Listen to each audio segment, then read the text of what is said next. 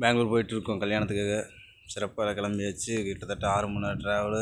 ரொம்ப டயர்டாயிடுச்சு. போக எப்படா போகும் அப்படிங்கிற மாதிரி ஃபேன் காதில் வச்சு விளையாண்டுட்டு ஜாலியாக வந்து இறங்கியாச்சு. ரீச் ஆகியாச்சு. அதுக்கப்புறம் ஆட்டோ பிடிச்சி அங்கேருந்து ஜேசி ரோடு செயின்ட் தெரசா சர்ச் அங்கே போயிட்டோம். அங்கே தான் கல்யாணம் வச்சுருந்தாங்க. ரொம்ப செம்ம டிராஃபிக்காக இருந்துச்சு. அதுக்கப்புறம் உள்ளே போய் பார்த்தா டேரெக்டாக கிச்சனுக்கு போயிட்டோம். ஏன்னா எங்கள் கல்யாணத்துக்கு வந்து கூப்பிட்டு வந்து எங்கள் க்ளோஸ் ஃப்ரெண்டு.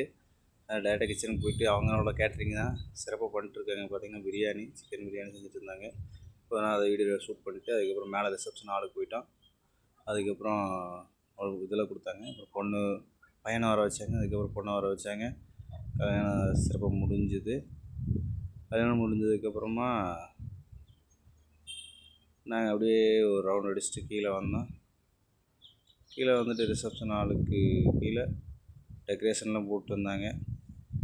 அதில் போய்ட்டு கொஞ்சம் ஃபோட்டோ ஷூட்ஸ்லாம் எடுத்துகிட்டு நானும் என் பையனும் அதுக்கப்புறம் நாங்கள் அப்படியே சாப்பிட போயிட்டோம்.